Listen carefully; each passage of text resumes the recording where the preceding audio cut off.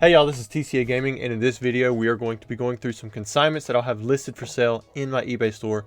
Also, I made some purchases for some vintage items, including some WotC boxes. I'm going to show you guys one of them here in this video. Now I'm going to show you guys some of the consignment stuff. CS4, that's a consignment identifier. It's going to be at the end of the title, so if you guys see that, don't let it freak you out.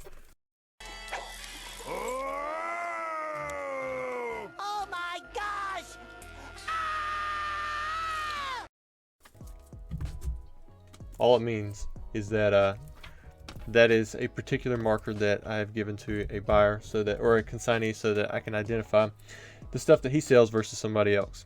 Now I stopped on this one. This is not a 1999 2000 card like this one was right here with the Kakuna. This is actually, it has a variant foil. It has a Cosmos, so you see the circles, and you might find an extra swirl in there. Whereas this right here, this is the Galaxy, so that you have the Cosmos versus the Galaxy. The Galaxy is the original foil, and it has like the little stars. And then later on in Team Rocket, they introduced, well, I guess base set 2, I think base set 2 come first. Base set 2, they introduced the Galaxy foil. We did see this era printed on a few items, like supposedly as a test print for the Fossil run, and also for different languages on base set, Jungle, and Fossil. However, the base set 2 Machamp, that's what this is technically, even though it's first edition and it mirrors the base set card. In the 2-player CD-ROM, I believe this was the square one, not the long one. You had a chance at getting the Galaxy foil Machamp. And this one right here is actually 1999 2000 dated, which means it most likely come from a European release. Have a gray stamp Nidoran right there, and we'll show you. You can kind of see, like, this is your regular first edition stamp, and then you can see this one right here is much lighter. Another 1999 2000 card, same with the Sandshrew, a pair of Dark Magician Girls.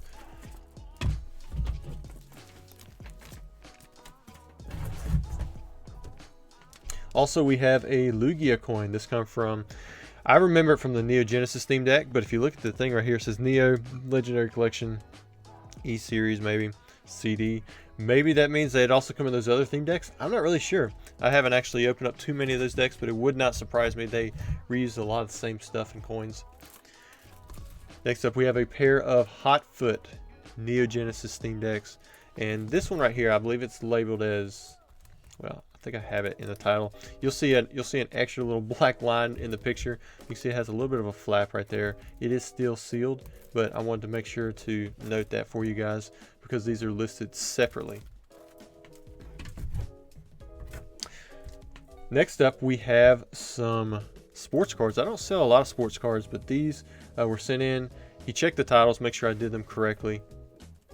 And I think the big thing about these is they're serialized. So like this Kyle Murray, it's 2 for 5. This Steph Curry is a 3 of 3, and then this is Joe Burrow. Joe Burrow is a 2 for 5 as well. So these are all serialized cards.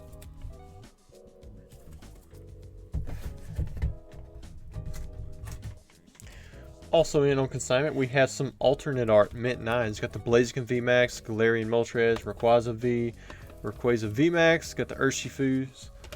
Like I said, all of these are 9s. So it'll be under CS 18. Next up, I did it, guys. I went ahead and I bought another Plasma Blast box. The last one sold through so quickly.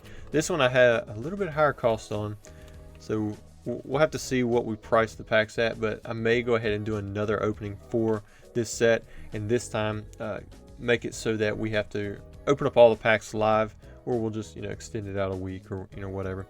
But these did go very quickly, and I had many people reach out to me after they sold through saying that they would love to buy some packs as well, and that they would 100% have them opened up on camera.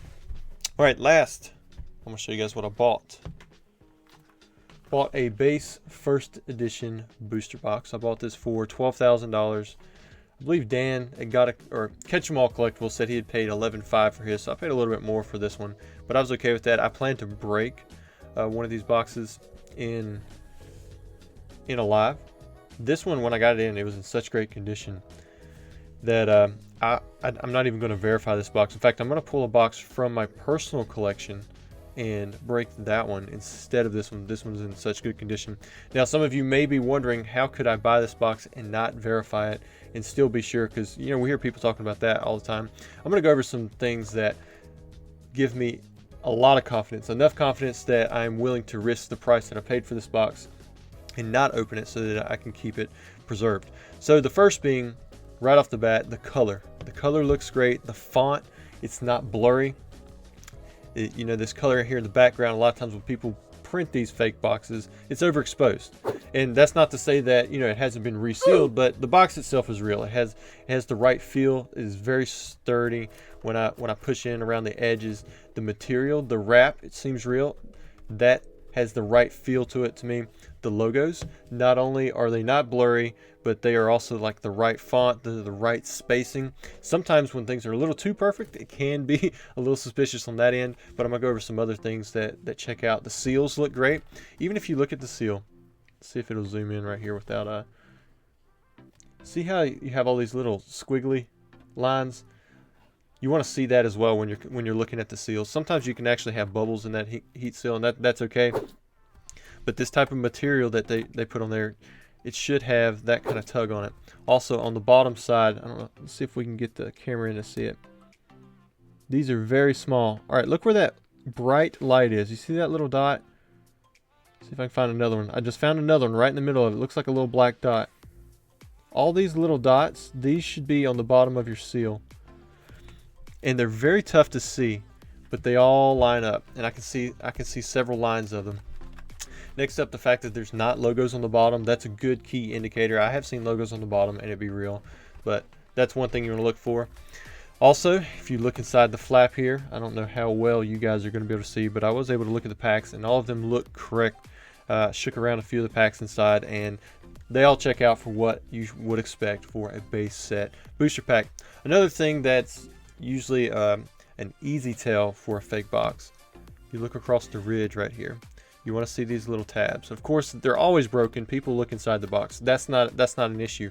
However, if you don't have those 5 tabs present, then that can be an issue. In fact, this one actually has not only 1 but 2 unbroken of the 5 tabs, and that would most likely not happen with a booster box. I mean, I guess it's possible somebody took a case of these things. They spent a ton of money, bought a real case, resealed it. I mean, you're talking about something that would be very highly unlikely to happen, to have boxes like this that are in such good shape, the wrap be in such good shape, everything seemed to check out. Another thing that I did check, see if I can find it. I probably will not be able to show this to you guys on camera, but I'm going to show you what I did try to find. See if I can get this light on it. We'll zoom in. You can actually see some of the marks, the indentions that are on the plastic wrap.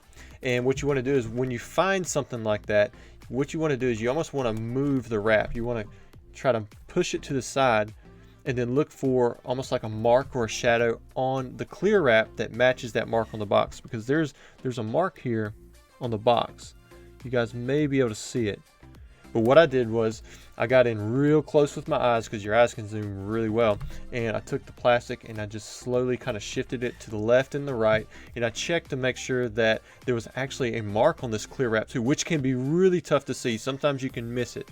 And what I try to do is I try to move it just slightly enough to where there's a little bit of a shadow or a flash in the light, and the reason I push this together is because it helps create that little bit of a shadow or something that you can tell that there is a mark on the clear wrap itself. So the fact that it's not completely perfect is good, and it worked towards this box's favor to stay sealed.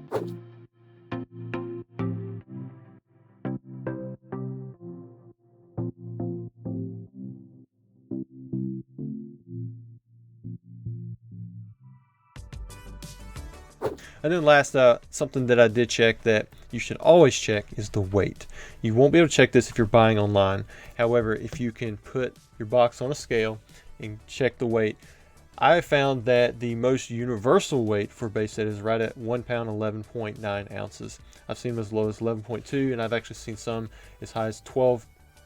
It was either 12.2 or 12.6. You can vary some, but I did have a fake box that come in recently that actually weighed out at 1 pound 11.6, or 1 pound 6.5 ounces, which is way too low. That's not going to happen. It had other issues as well.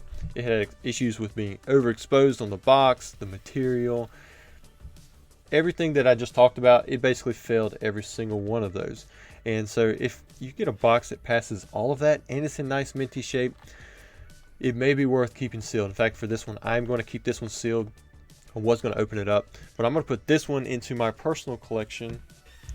I have these clear acrylic boxes, and I'm not saying this is the safest way. I just like the way they fit nicely in there, and then I label them. So this is a regular blue winged with logos and multiple locations. Those are all variations that can change with your base set box. You could have green wings, you could have boxes without logos, and then you could have a box with just one location there, or it could be UK or Australia or something like that.